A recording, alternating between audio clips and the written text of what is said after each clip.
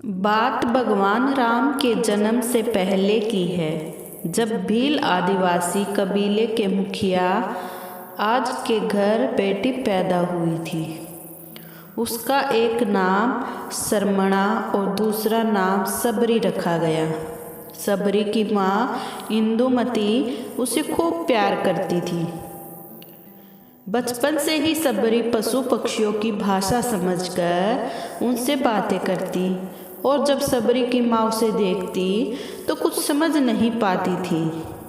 कुछ समय बाद एक पंडित ने सबरी के परिवार को बताया कि वो आगे चलकर सन्यासी बन सकती है। इस बात का पता चलते ही सबरी के पिता ने उसका रिश्ता तय कर दिया। जैसे ही शादी का दिन नज़दीक आया, सबरी के घर वालों ने खूब सारी बकरियां और अन्य जानवर घर के पास लाकर बांध दिए। एक दिन सबरी का माँ जब उसके बाल बना रही थी तो उसने माँ से पूछा, इतने सारे जानवर हमारे घर क्यों लाए गए हैं? माँ ने जवाब दिया, बेटी तुम्हारा विवाह होने वाला है, इसलिए हम लोगों ने इनका इंतजाम बलि के लिए किया है। तुम्हारी शादी के दिन ही बलि प्रथा होगी और फिर इनमें से स्वादिष्ट भोजन बनाकर सबको परोसा जाएगा। यह सब सुनकर सबरी दुखी हो गई। काफ़ी देर तक सबरी ने उन जानवरों को आज़ाद करने के बारे में सोचा। सोचते सोचते सबरी के मन में हुआ कि अगर ये जानवर यहाँ नहीं होंगे तो इनकी बलि रुक सकती है। ऐसा नहीं हुआ तो मेरे घर से कहीं चले जाने पर भी यह बलि रुकेगी। जब मैं ही नहीं रहूँगी तब न विवाह होगा और न ही बलि प्रथा। इससे मासूम जानवर बच जाएंगे। इसी सोच के साथ जानवरों को रखी गई जगह पर सबरी पहुंची। उसने सोचा कि उन्हें खोल देती हूँ, लेकिन वो ऐसा नहीं कर पाई। उसके बाद सबरी जंगल की तरफ भागने लगी। भागते भागते सबरी ऋषि मुख पर्वत पहुंच गई। वहाँ करीब 10,000 ऋषि रहा करते थे। सबरी को लगा कि वो भी इसी जंगल में किसी तरह ऋषि मुनियों की सेवा करके अपना जीवन जी लेगी। वो चुपचाप उसी जंगल में एक हिस्से में किसी तरह से रहने लगी। सबरी रोजाना ऋषि मुनियों की झोपड़ी के आगे झाड़ू लगाती और हवन के लिए लकड़ियाँ भी लाकर रख देती। ऋषि मुनियों को समझ नहीं आ रहा था कि जंगल में उनके काम अपने आप कैसे हो रहे हैं। एक दिन सबरी को किसी ऋषि ने देख लिया। उसे देखते ही उसका परिचय पूछा। जैसे ही सबरी ने बताया कि वो भील आदिवासी परिवार से संबंध रखती है तो उसे ऋषियों ने खूब डांट लगाई। सबरी को इस बात का बिल्कुल भी पता नहीं था कि उसकी जाति छोटी है और उसे ऋषियों द्वारा जाति की वजह अपमान सहन करना पड़ेगा। इतना सब होने के बाद भी सबरी हर ऋषि मुनि के दरवाजे पहुंचती और उनके आंगन में झाड़ू लगाकर उनसे गुरु दीक्षा देने के लिए कहती। हर कोई सबरी को उसकी जाति की वजह से अपने आश्रम से भगा देता था। ऐसा होते होते काफ़ी समय बीत गया। उसके बाद सबरी मतंग ऋषि की कुटिया में पहुंची। वहां पहुंचकर मतंग ऋषि को सबरी ने बताया कि वो उनसे गुरु दीक्षा लेना चाहती है। उन्होंने खुशी खुशी उसे अपने गुरुकुल में रहने दिया और भगवान से जुड़ा ज्ञान देते रहे। सबरी ने भी अपने गुरु मतंग ऋषि की सेवा करने में कोई कसर नहीं छोड़ी। वो गुरुकुल के सभी सारे काम कर देती। सबरी से खुश होकर मतंग ऋषि ने उसे बेटी मान लिया था। समय के साथ मतंग ऋषि का शरीर बूढ़ा हो गया। उन्होंने एक दिन सबरी को अपने पास बुलाया और कहा, बेटी मैं अपना देह त्यागना चाह रहा हूँ। बहुत साल हो गए इस शरीर में रहते रहते। सबरी ने दुखी मन से कहा, आपके ही सहारे मैं इस जंगल में रह पाई हूँ। आप ही चले जाएंगे तो मैं जीकर क्या करूँगी? आप अपने संग मुझे भी ले जाइए, मैं भी देह त्याग दूँगी। मतंग ऋषि ने जवाब दिया, बेटी तुम्हें चिंता करने की ज़रूरत नहीं है। राम तुम्हारी चिंता करेंगे और ध्यान भी रखेंगे। सबरी ने राम का नाम सुनने के बाद पूछा, वो कौन है और उन्हें मैं किस तरह से ढूंढूंगी? मतंग ऋषि ने बताया, राम कोई और नहीं भगवान है। वो तुम्हें सारे अच्छे कर्मों का फल देंगे।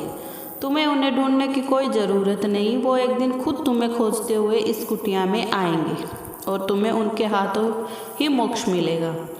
तब तक तुम इसी आश्रम में रहो।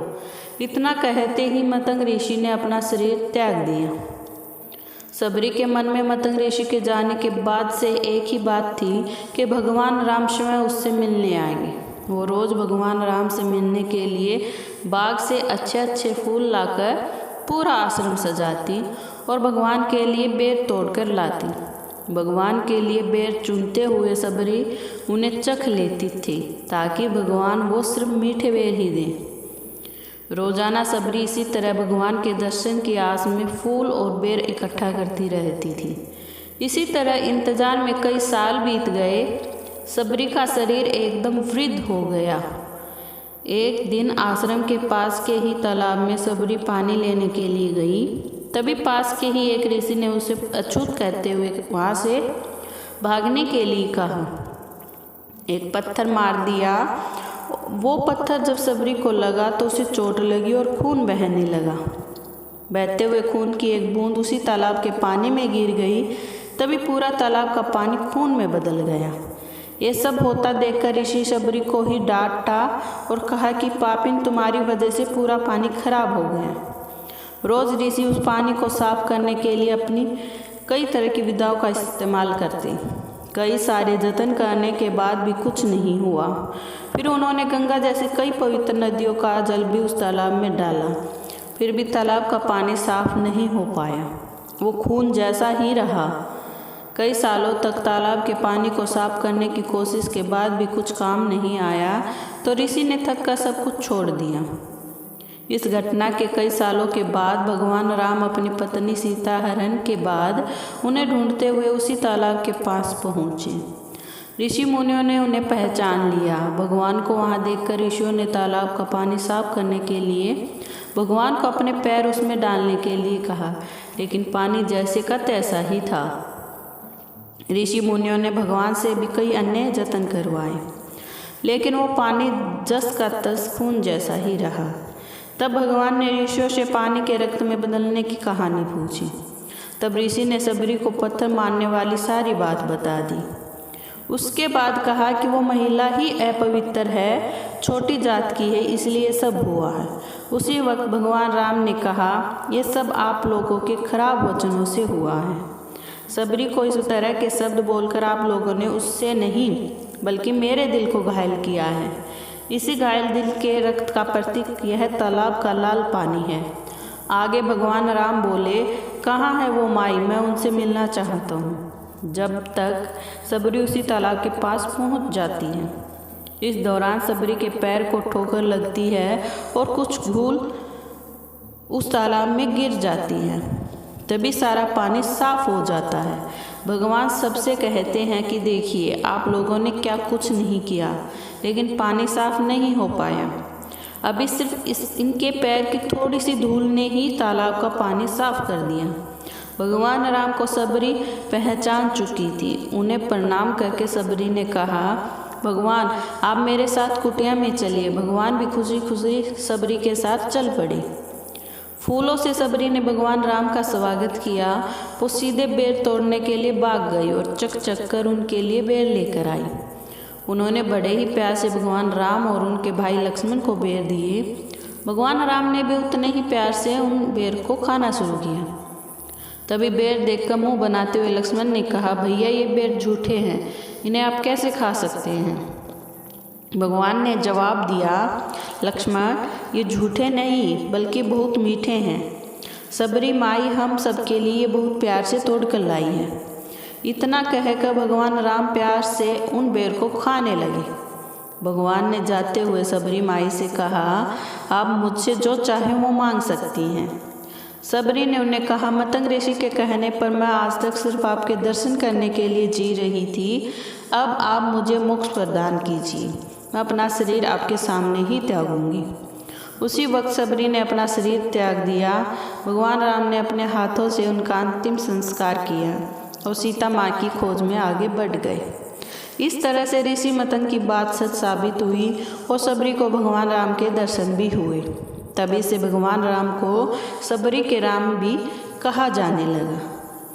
कहानी से सीख मिलती है कि सच्ची श्रद्धा हो तो भगवान के दर्शन जरूर होते हैं।